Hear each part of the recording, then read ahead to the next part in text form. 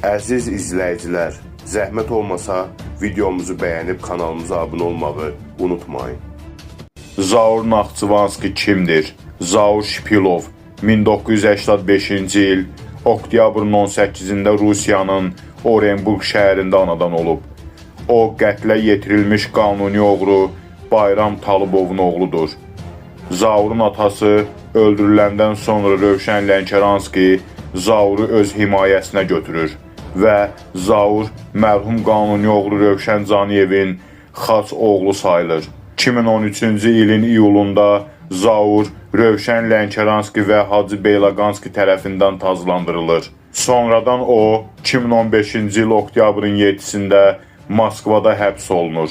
Məhkəmə 2016-cı il 4 fevral tarixli hökmü ilə Zaur Naxçıvanskini 3 il müddətinə azadlıqdan məhrum edir və Matreskaya Tişina həbsxanasına göndərir.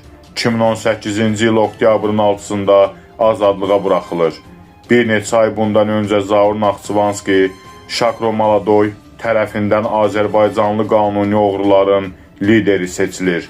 Rusiyada yaşayır. Xatırladım ki, Zaur Naxçıvanski bu yaxınlarda yenidən həbs edildi.